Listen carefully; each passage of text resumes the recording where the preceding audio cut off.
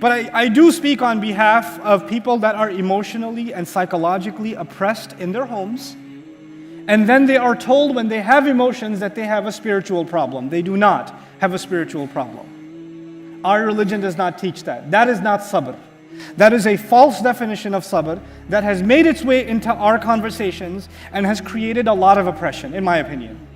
It's just created a lot of oppression. And so every chance I get, I try to revitalize and share this message again, because it is something I feel that we need.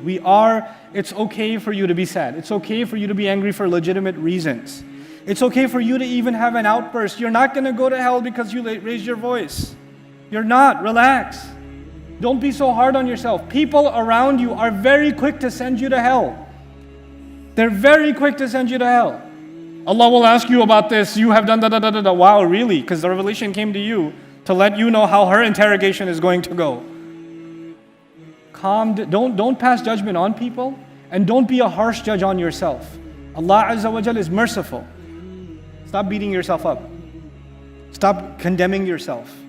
Stop living a life of guilt, constant guilt. Allah forgives. Make istighfar if you've made a mistake, and move on with your life. Don't let that guilt overshadow everything you do. It will ruin not just you, it will ruin the people around you. You're not going to be able to have normal relationships if you live in that kind of guilt.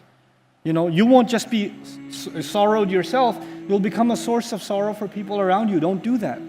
Become a person of gratitude. Allah has given us in this life, Allah has given us a chance to make up for our mistakes. This is why we're still alive. If your chance was over, you wouldn't be alive anymore.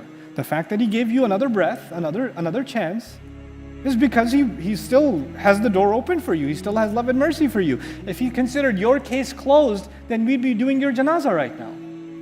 That's just the fact of it. May Allah Azza wa Jal help us really internalize the inspiring, beautiful message of His book, and not become more judgmental than Allah's book itself towards one another. May Allah keep us from being oppressive to one another, especially within the context of our families. Jazakumullahu khairan.